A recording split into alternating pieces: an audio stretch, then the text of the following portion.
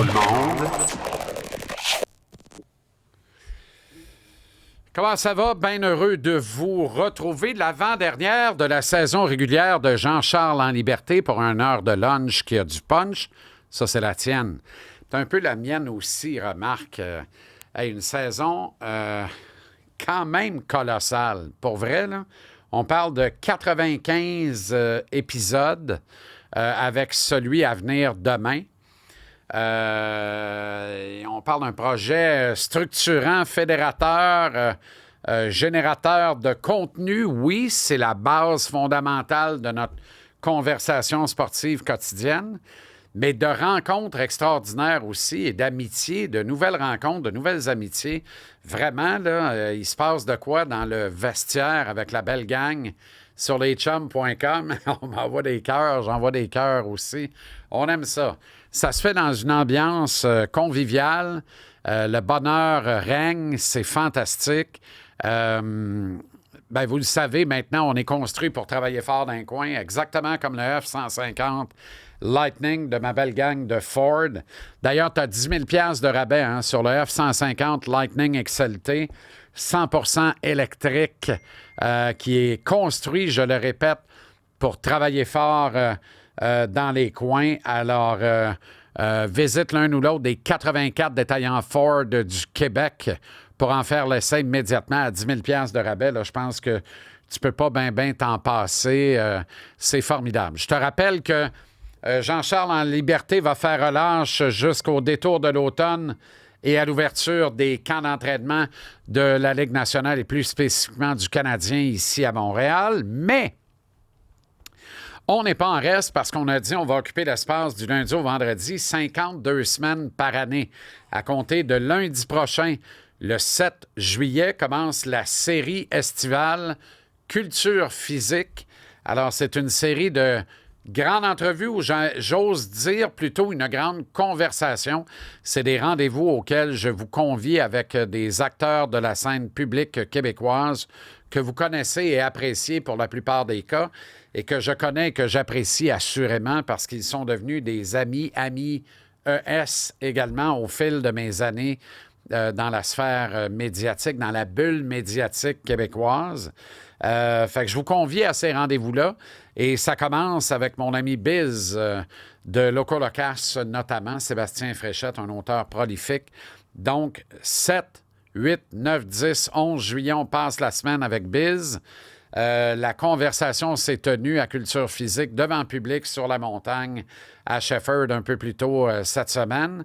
Et on décline ça en 5 épisodes avec de l'inédit pour les abonnés du vestiaire via leschums.com.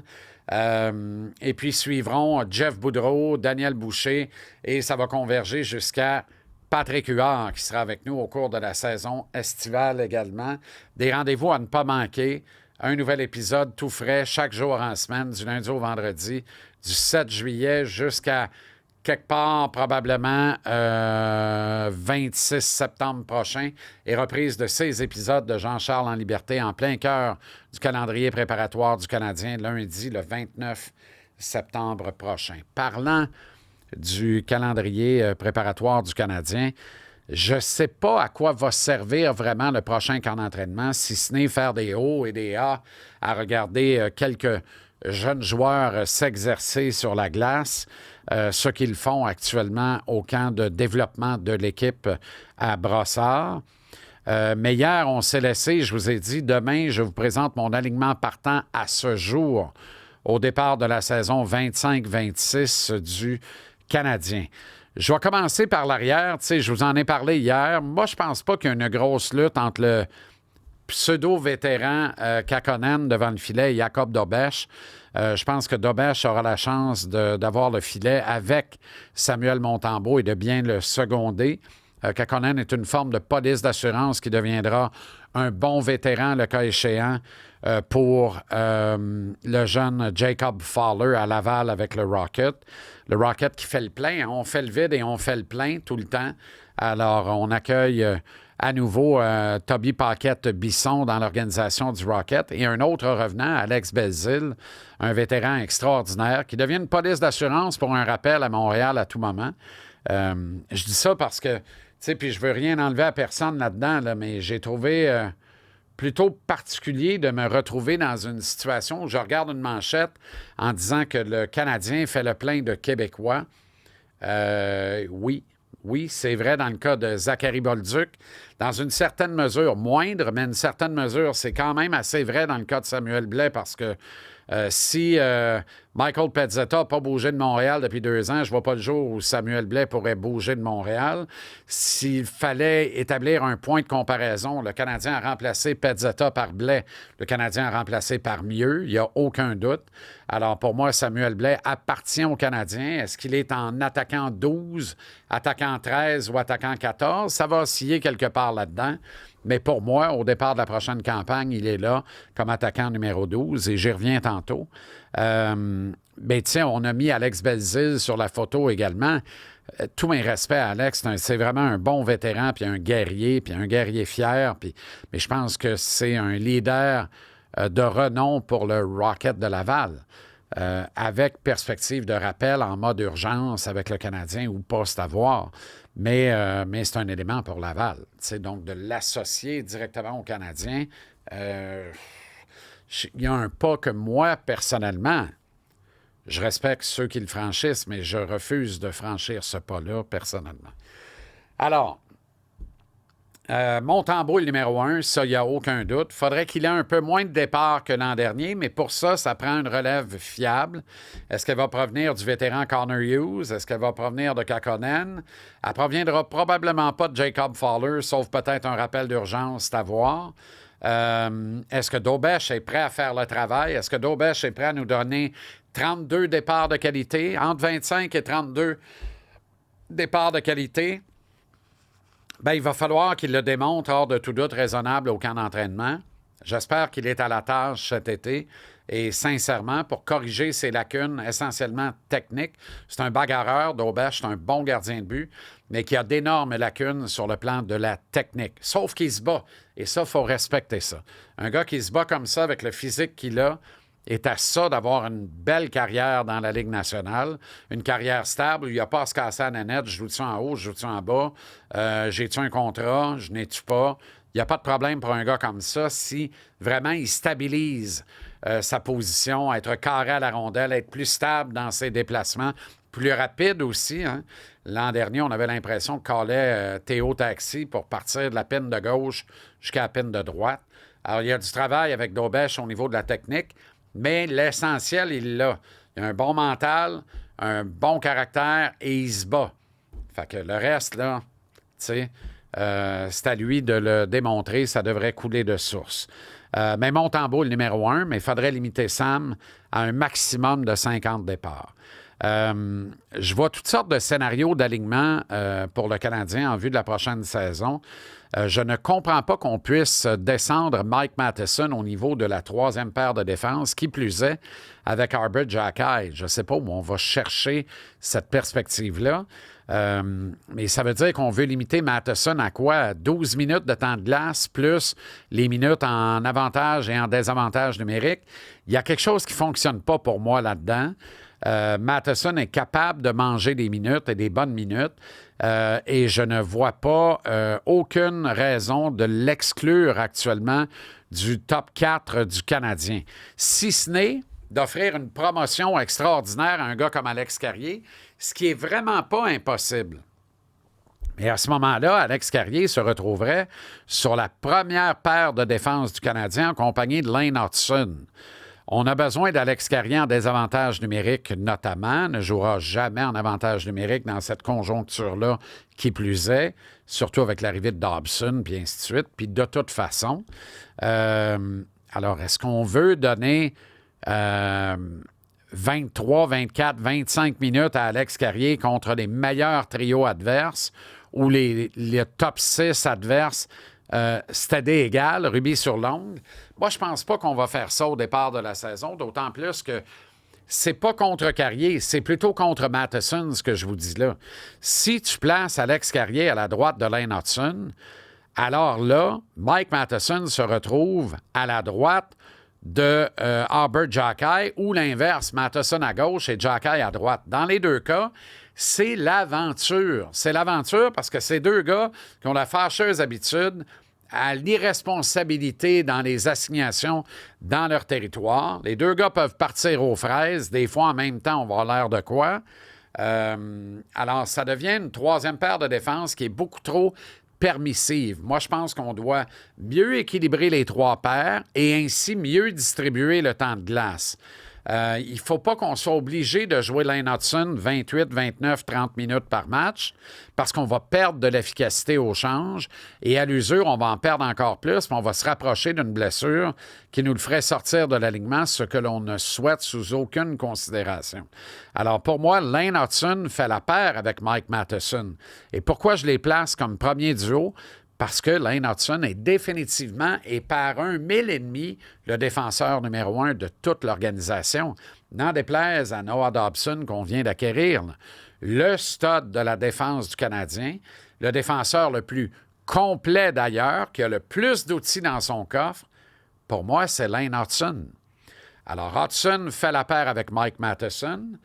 Kaiden Guhle et Noah Dobson, là, je te mets au défi de me nommer 3 meilleurs deuxièmes duos de défenseurs dans toute la Ligue nationale. Je pense que même les Panthères de la Floride ne peuvent pas prétendre avoir un meilleur deuxième duo à la défense que celui-là. Alors, la présence de Matheson aux côtés d'Hutson empêche de dire, voilà la meilleure paire de défense de la Ligue nationale. On n'y est pas pantoute. Je ne suis même pas sûr que c'est top 10, honnêtement, malgré tout le bien que je pense de Hutson.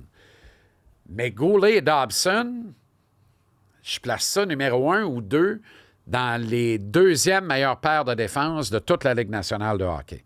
Et ce que ça fait, c'est que ça permet d'utiliser Alexandre Carrier à la droite d'Albert Xhekaj, qui joue à la gauche dans son habitacle naturel, qui va pouvoir jouer son propre style de jeu et se permettre toutes les libertés parce que il y a une police d'assurance tout risque qui s'appelle Carrier, qui est excessivement responsable sur 200 par 85, qui lit le jeu de façon admirable, donc qui va voir quand son coéquipier se comporte comme un slinky le soir de Noël qui déboule les marches après un pina colada. Alors, quand Xhekaj va partir aux fraises, Carrier va dire « Moi, je stoppe tout à l'arrière. » Fait que c'est une valeur extraordinaire sur une troisième paire de défense. Ce n'est pas un désaveu contre Alex Carrier. Au contraire, c'est une mission importante pour Carrier d'abriller les erreurs de Xhekaj pour être capable de jouir des qualités de Xhekaj, sa robustesse, sa toughness, et le laisser jouer dans son ADN.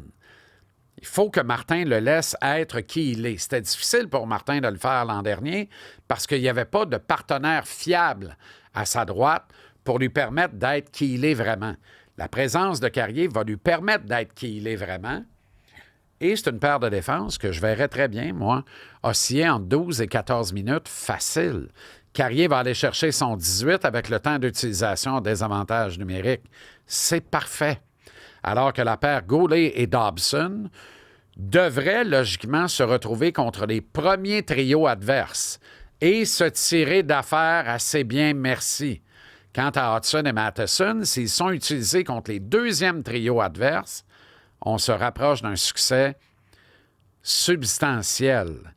Tout ça tient la route quand tu as le dernier changement. Donc, pour 41 matchs à domicile, le Canadien devrait s'installer dans une forteresse défensive qui devient une force vive en transition vers l'attaque, provoque des chances de marquer éventuellement des buts en très bonne quantité parce qu'on a ce qu'il faut en flair offensif.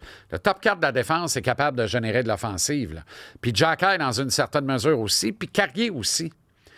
Fait que je trouve que ça colle en défense, voire ça caracole. Ça pourrait être plus difficile certains soirs sur la route parce qu'on va tenter d'opposer le meilleur trio adverse à la paire Hutson-Matheson puis travailler contre les faiblesses de ce duo-là qui sont davantage défensivement, quoique Hutson a progressé sous nos yeux dans son propre territoire de façon incommensurable l'année passée.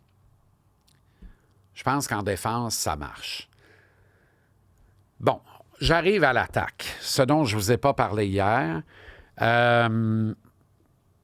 Au moment où on se parle, jeudi, le 3 juillet, à l'heure du lunch, le Canadien n'a toujours pas comblé le trou au centre de son beignet. Le Canadien est une roue de tracteur. Une roue de tracteur, chez Tim Hortons, il y a un trou dans le milieu. Fait qu'on n'a pas réglé le munchkin. Ça prend un munchkin. Mais le meilleur des munchkins de l'histoire de l'humanité, parce qu'un munchkin, c'est réducteur. Si tu dis munchkin, tu dis chipmunks. Si tu dis munchkin, chipmunks, tu dis ça va mal. Automatiquement, ça va mal. Tu dis boule Grégory. Tu luttes en préliminaire.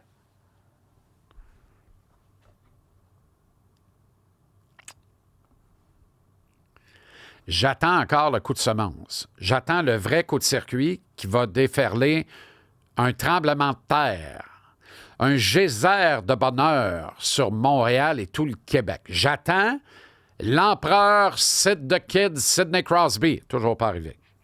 Est-ce qu'il va arriver? Oui. Non. Je ne le sais pas. Si oui, ça va coûter quoi? On va perdre des joueurs dans ce que je vous ai donné là. On va perdre des joueurs. À suivre.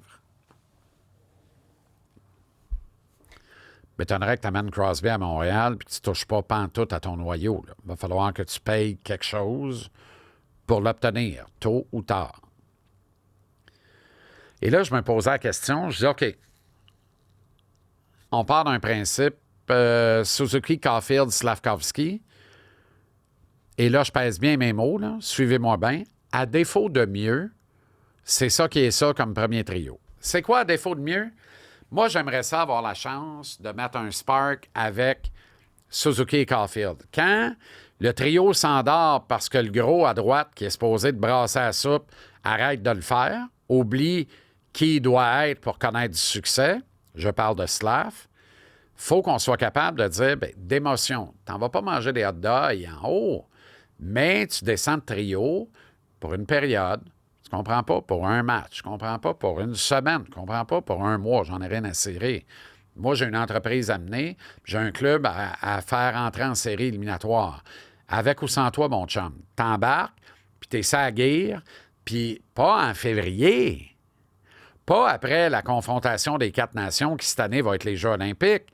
Tu commences en octobre en même temps que tout le monde.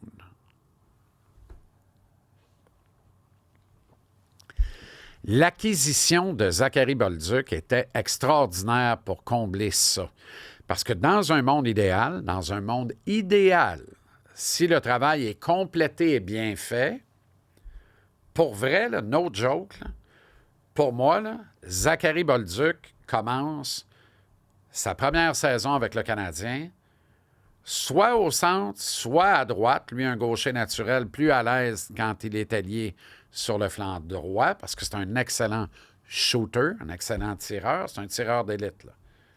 Qualité de tir A1, là. Sur le 3e trio, dans un monde idéal. Or, comme on ne vit jamais vraiment dans un monde idéal, mettons qu'on ne touche pas à Suzuki, Caulfield et Slavkovski, moi, je ne suis pas d'accord pour faire commencer la prochaine saison à Patrick Laine sur un 3e trio. Si Laine s'avère et qu'il est encore ici, puis on n'a plus bien de raison de douter du contraire à ce moment-ci, il doit être sur un 2e trio. Alors, Laine et Demidov sont les 2 alliés du 2e trio. Alors, qui va prendre le centre? Alex Newhook? Vraiment? On a vu l'an dernier que ce n'était pas une solution durable, que ça n'avait pas de sens. Kirby Dach? Vraiment? Ça fait 3 ans qu'on voit que ce n'est pas une solution vraiment pertinente et certainement pas durable. Puis ça ne sera pas Jake Evans qui est vissé au centre du 4e trio, puis on n'en parle plus. Fait que là, j'ai fait des appels. Tu sais, j'ai dit, je suis fou, moi, si je propose ça. Personne ne m'a dit que j'étais fou. Je suis content. Fait toujours bien ça de prix. Quand je regarde la conjoncture actuelle, puis la situation actuelle, le gars qui peut le mieux servir la cause de Laine et Demidov au centre du 2e trio du Canadien, À défaut d'un vrai vétéran centre naturel, on a refusé de signer Granlund. Peut-être qu'il a refusé de s'entendre avec nous. Peut-être qu'il n'y a pas eu de conversation. Peut-être qu'on n'avait même pas d'intérêt. Peut-être qu'on garde une bombe en réserve. Peut-être que si, peut-être que ça, à voir. À voir. Sans savoir ce qui nous pend au bout du nez, si tel est le cas, dans la conjoncture actuelle, à centre non naturel pour centre non naturel, mais considérant tous les outils qu'il y a dans son coffre et le caractère physique de sa game, avec du hockey sense et un flair pour le filet, Zachary Bolduc, au moment où on se parle, est le centre du deuxième trio du Canadien dans mes schémas. Et il alimente Patrick Laine, Ivan Demidov, puis il est capable de la mettre dedans lui aussi, son tour venu. Il ne ratera pas une opportunité. Zachary Bolduc avant Alex Newhook. Zachary Bolduc avant Kirby Dach. Newhook et Dach, on le sait, ça ne marche pas. On l'a essayé, ça ne marche pas. On va-tu s'obstiner et le réessayer en pensant que ce coup-là, ça va marcher? L'obscur personnage, là, un scientifique à peine connu, là, il n'a pas fait grand-chose de sa modeste vie il y a quelques siècles ou whatever, mais Einstein, en tout cas lui, là, a dit un jour que la folie, c'est de refaire tout le temps la même erreur en espérant un meilleur résultat. Ça marche pas, Newhook. Ça marche pas, Doc. Peux-tu essayer Bolduc? Essaye Bolduc. D'un coup, ça marche. Ça règle-tu un trouble en calvasse? Le kid, il a 22 ans. Donne-y le break. Pour moi, là, le break est là. Il est responsable 200 par 85. Moi, je pense que Bolduc, avec Laine et Demidov, Bolduc va travailler fort. Là. Ça se peut qu'il ramasse 65 points et finisse d'un moins. Parce que c'est dur avec ces deux gars-là. Là. Ces deux gars-là font des absences quand ils ne sont pas en possession de la rondelle puis qu'il n'y a pas de perspective de la mettre dedans. Ils font des absences. Puis c'est pas tout le temps momentané. Là. C'est sérieux. Là. Ce que ça permet de faire, c'est d'installer Newhook au centre de deux gros bonhommes sur un troisième trio. Kirby Dach à gauche, Kirby Dach et Josh Anderson à droite. Puis des fois, tu peux donner des mises en jeu à Dach à la place de Newhook, selon les situations, puis où on se trouve. Puis tu leur donnes de l'expérience tranquillement, pas vite, au centre. Mais je suis confortable avec Newhook au centre de Dach et Anderson ou Dach au centre de Newhook et Anderson. Mais je préfère Newhook au centre, c'est une 3 avec les deux gros bonhommes, ses ailes. Puis let's go. Dach, là, ton inspiration, c'est Josh Anderson de la saison 24-25. Fais pareil comme ça. Ça va bien aller. Tu vas avoir une carrière. Essaye de rester en santé, bout de science. Tu t'as trop demandé? Bout de science. Salut, mon Yvon.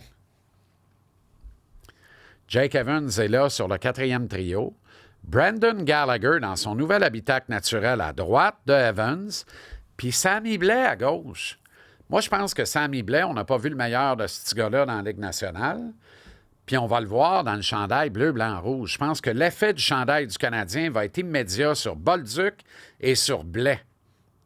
Puis je pense que Bolduc peut connaître du succès au centre, comme Philippe Danault en a connu. La carrière de Danault a explosé littéralement quand il a mis le chandail du Canadien. Zach est shaké, il était amoureux de Saint-Louis, de tout le monde là-bas. Marqué 14 buts après la confrontation des 4 nations. C'était extraordinaire. Quand tu vas en avoir scoré un à Montréal, un samedi soir, les écluses vont s'ouvrir. Ça va être bye-bye love, on recule pas, on regarde pas en arrière, on n'y revient pas. Donne un break à Bolduc. C'est ça mon call. Fait que ça, c'est 12. Tu sais, l'attaquant 12, là, c'est Sammy Blais. Maintenant, qui va être 13, qui va être 14? Parce que je peux pas croire qu'on va rouler ça à 21, 22. Là. J'espère qu'on va garder 23 gars à Montréal. Quoique, ça nous laisse Kapanen, Jacky Florian, qui n'est pas au Lila, Roy Joshua, puis Owen Beck. Je pense que Beck est Roy, là. Puis dans une certaine mesure, Jacky, c'est Laval. C'est Laval. C'est Baye, c'est Laval. C'est bonsoir, là. Ils ont besoin de millage. Jacky, on va le traîner au camp, par exemple. Est-ce que Jacky peut supplanter Kapanen et devenir un compétiteur féroce pour Samuel Blais sur un 4e trio? J'aime à le croire. J'aimerais ça le croire. J'aimerais ça que ce soit ça. Parce que pour moi, Oliver Kapanen, pas d'affaire là. Je pense que Kapanen, en tout cas, il y a une pente à remonter, pas à peu près avec moi. Fait que je préférais que l'attaquant 13 soit Jacky que Kapanen. Mais si tu gardes Jacky, puis que tu n'as pas de blessure, puis pas de blessure, il ne joue pas, envoie-le à Laval, puis garde Kapanen. C'est moins grave dans le cas de Kapanen. J'ai de la misère à le voir dans photo du Canadien à moyen terme. C'est sûr que Struble est le défenseur numéro 7. Je pense que Adam Ekstrom pourrait être le défenseur numéro 8 si on décide de garder 13 plus 8 plus 2. Puis Ekstrom est une valeur intéressante. Mais tu sais, Struble et Ekstrom vont déloger qui dans l'alignement s'il n'y a pas de blessure?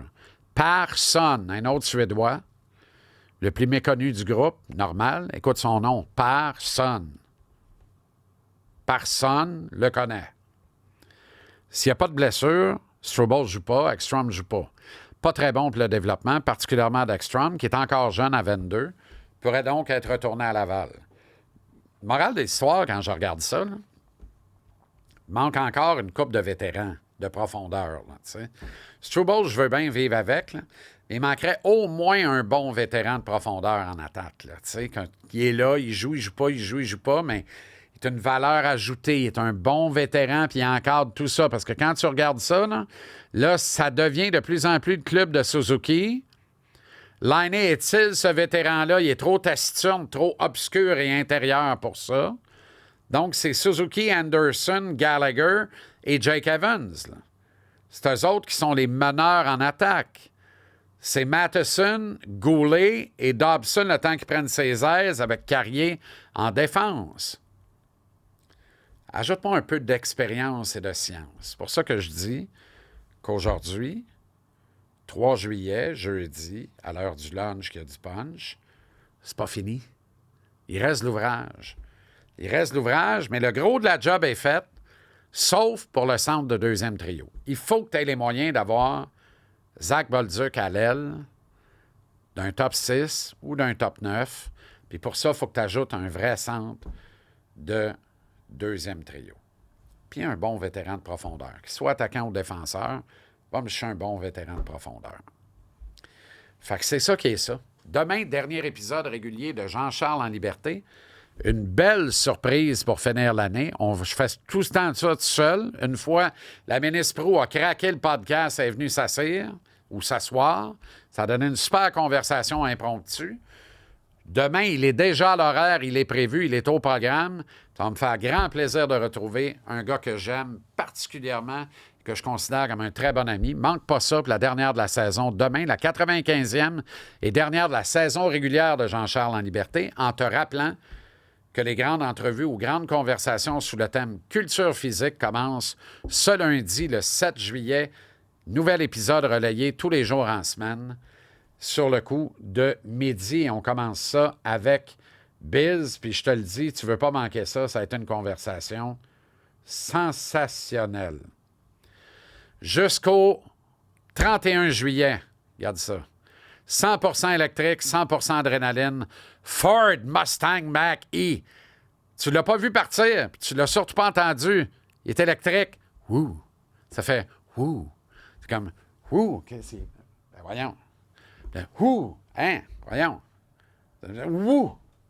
C'est juste un ouh. Ta fan que tu te mets dans le zéro élastique pour mieux dormir par grande chaleur la nuit, mène plus de trains qui sont... Ouh, il est passé.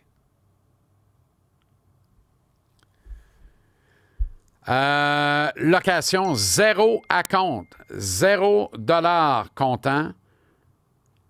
C'est le Mustang Mach-E Select. 100% électrique, 100% adrénaline. Un 5 plus un Wayne. 599 $ par mois sur 60 mois, valeur au livre, 53 561 $. Ça inclut l'incitatif provincial de 4 000 $.